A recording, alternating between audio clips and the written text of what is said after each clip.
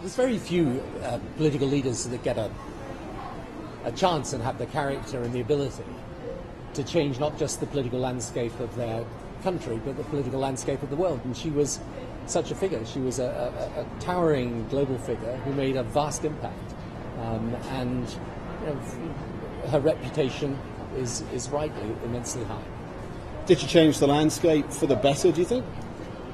Look, the best test of a political leader is, do some of the changes they make stand the test of time? And I think the trade union framework, privatisation of certain industries,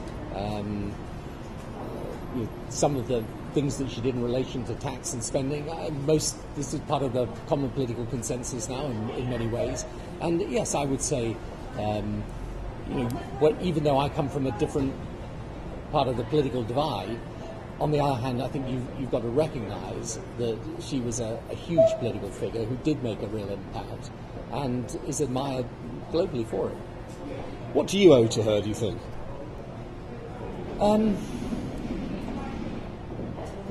First of all, I should say, at a personal level, by the way, she was immensely kind and generous to me when I was Prime Minister. So, she often had an image of being a very sort of hard person, but in fact in private she was immensely sympathetic and kind. People in Downing Street, for example, the staff in Downing Street always spoke really, really warmly of her. So at a personal level, she was very good to me when I was Prime Minister. I think politically, certain of the reforms she made, for example in trade union law, even though we introduced a minimum wage, we kept the basic legal framework for trade unions. We didn't renationalise many of the state industries that she privatised. So in a way, I always thought my job was to build on some of the things that she had done rather than reverse them. And that is an indication, I think, of the fact that many of the things she said, even though it pained people like me on the left a lot of the time, you have to say have had a certain credibility and lasting impact. Publicly, she was quite critical. I think she described your government as overweening, sustained by a personality cult at some times. But you're saying privately she was supportive. In what way does she give you support? I found whenever I wanted to ask her for advice, she would always give it, and give it in a very, not just a direct way, but in a generous spirited way, if you like. And she was somebody who, when you met her privately, and I'd grown up simply seeing her at the dispatch box as Prime Minister, but when you met her privately, she was actually a very kind and easy person to be with. What was her strongest point, do you think, personally? Was her conviction, do you think?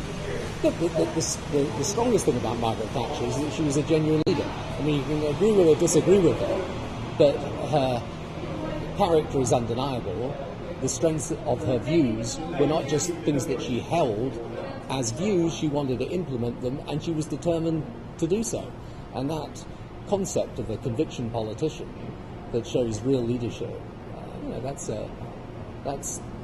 worth something. It really is worth something, and it's why, even if you're from the Labour side of politics, you've got to say this was a big figure, a towering figure, who made an impact not just in our country but worldwide, and was rightly admired. We met a former miner outside the White House today on holiday here. Now, he said that he didn't think it was right she should have a ceremonial funeral. In fact, he recalled a time when miners planned street parties for the day she would die. I mean, it's a reminder that she is still a divisive figure in British politics. Look, most leaders, if they're there for any length of time, become divisive figures. So, do you understand his point of view, though? Of course I understand. And if you were a miner that went through that period of time in the 80s, then some of the feelings are very deep and very strong. That's why some people on my side of politics will say to me, well, how can you say nice things about Margaret Thatcher? But if you're looking at taking everything as a whole, you've got to say she was a huge figure for our country and for the world. And as I say, some of the things she did are not just things that will stay in our country, in Britain. They're things that other governments around the world, left and right, by the way, have taken some counsel from and learnt from and done. And how important for British-American relations do you think she was? What's the lasting legacy of that? She was a huge supporter of the Transatlantic Alliance and of America. I mean, she is revered here. And, as you will see from the coverage of her death here. She was someone across the political spectrum, as President Obama said today. I mean, someone who was tremendously admired, and she believed in the transatlantic relationship as an absolutely essential part of Britain's security.